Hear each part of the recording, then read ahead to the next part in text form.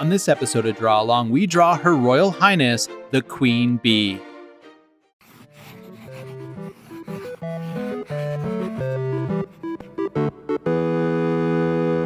When I start out any of my drawings, what I worry about first are the really big shapes and making sure I get those right. So the very first shape that I'm making is a circle for the head. I know mine's not a perfect circle, but yours doesn't need to be either.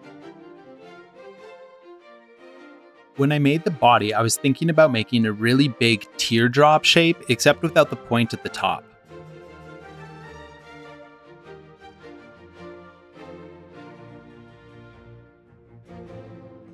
Normally when I draw my hands, I like to draw the hand first and then figure out how the arms connect in after. I find it's a little easier that way, so I'm going to start this hand by making a little hot dog shape for the thumb. And now we're just going to make 3 hot dog shapes kind of go in the other direction horizontally, and that'll be our fingers. Make sure to remember though that these fingers kind of like go behind one another, so we'll only really see the top part of the first 2 fingers and the whole finger on the bottom one. Now that I know where the hand's going to be, I can figure out how these arms are going to connect into the body. So I'm going to start by drawing a little curve down for the palm of the hand and then a big curving line that'll connect into the body. So I'm thinking that my queen bee's body will be twisted just a little bit, so we'll see where this arm connects here. Now I'm going to start thinking about where the other hand's going to be. Because I want this hand to be open, I'm going to think about drawing the thumb first again. And I'm going to draw the little part of the thumb that connects into the hand, and then a little, again, another hot dog shape for the big part of the thumb. The next thing I want to do is figure out how wide my hand's going to be. So I just draw a little arc down at the bottom for the bottom part of the hand, and then I'll start to draw the fingers. And if you'll notice, I'm not pointing all these fingers in the same direction. They're kind of pointing all slightly more down with every finger. Now that I have the hand in, it's really easy for me to decide where this arm's going to go. And because I know that the bee's body's twisted a bit, this arm is actually going to hide a bit behind the body. So I'm just going to use 2 slightly curved lines, and instead of going over the body, I'm just going to go right where the body line meets.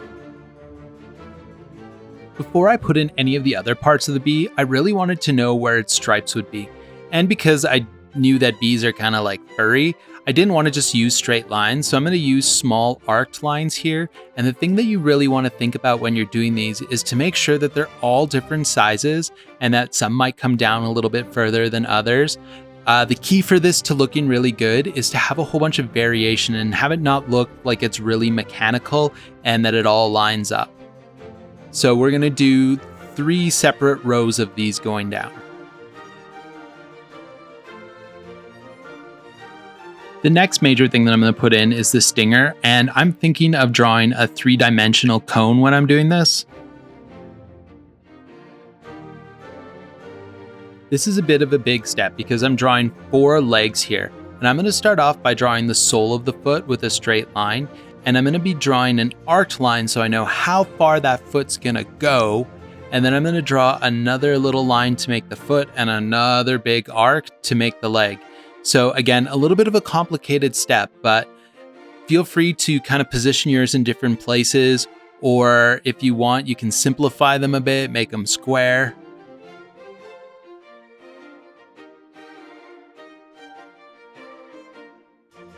Now that we have the basic body done of the bee, this is where the fun really starts to happen, where we get to decide the bee's personality. So I'm going to start by making some hair, and I'm going to use a bit of a spiral. You don't have to use a spiral, you can use some spiky lines, whatever you want for this. Because I wanted the bee's head not to be a perfect circle, I decided to give it a bit of a bulge on one of the cheeks. And surprisingly, bees are actually kind of furry, so I decided that I would make it look like 3 chunks of fur for that cheek. Now about right in the middle of the head, I'm going to start by drawing the eyeballs, and I'm going to make these actually quite small compared to the head. Now we're just going to use a couple of dots for the pupils. I'm going to put them on the right side so it looks like she's looking off to the right, but you can make them in the center, to the left, up, down, whatever you feel like.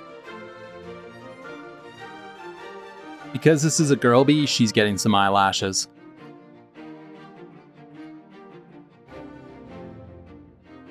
I kept the eyebrows really skinny because I wanted them to look more feminine, but because I wanted them to have some personality, we gave them some fun shapes. Because I wanted to give my bee some rosy cheeks, I just drew in some circles. Now, these should have really lined up a little bit better, but nobody's perfect and it'll look okay in the end drawing. Because this is a super happy bee, I'm going to give it a really big smile. So I'm going to draw a really big arc, and connecting both ends of those arcs, almost think of a wave shape that doesn't have a crest. Right underneath her mouth, I decided that she also needed a little chin. This is one of my favorite ways to draw a tongue, but if you don't want to do it this way, you can simply just use like one solid arc and just have part of the tongue showing too. No queen bee would be complete without her crown, so to make the crown, I'm going to make an arc at the bottom because we're trying to still think about these in 3 dimensions, and I'm going to give 3 big spikes to make the actual physical part of the crown.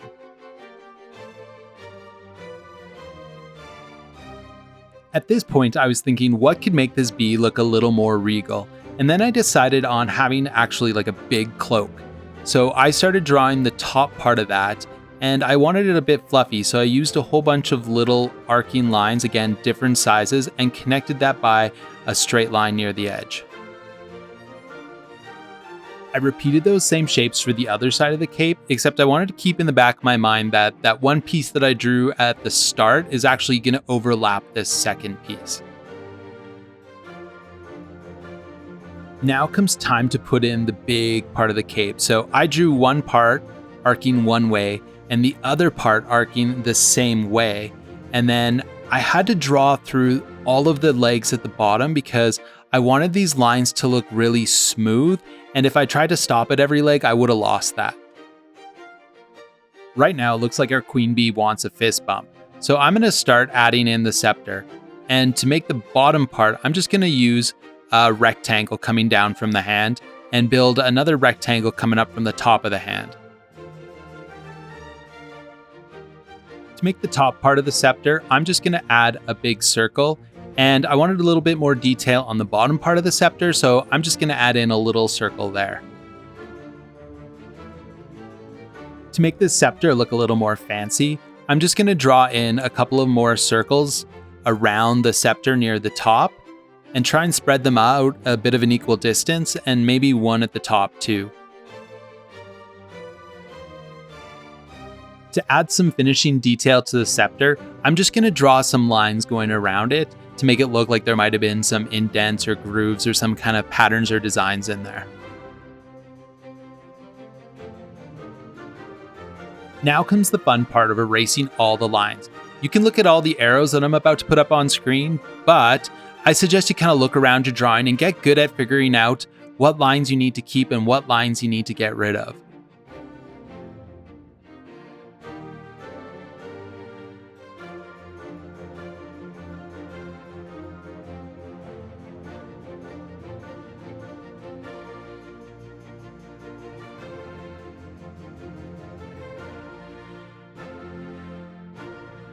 Almost got most of the way through this drawing, and I forgot the biggest part of a bee that makes it look like a bee. It's actual wings.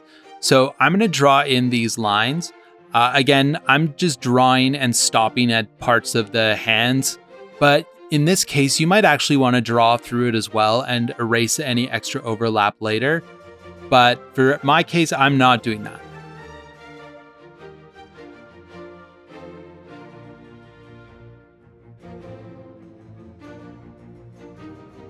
The other thing that I needed to do for these bee wings is to add in a bit more detail. I'm just going to use some dashed lines in a couple of places to make it look like, almost think of tree branches coming out on each of the wings to make it look more like there's some supporting structure in those wings.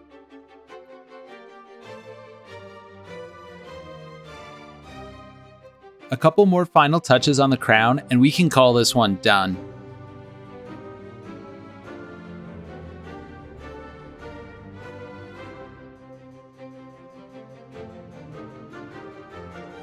Thanks for watching this episode of Draw Along. Make sure to smash those like and subscribe buttons if you haven't already.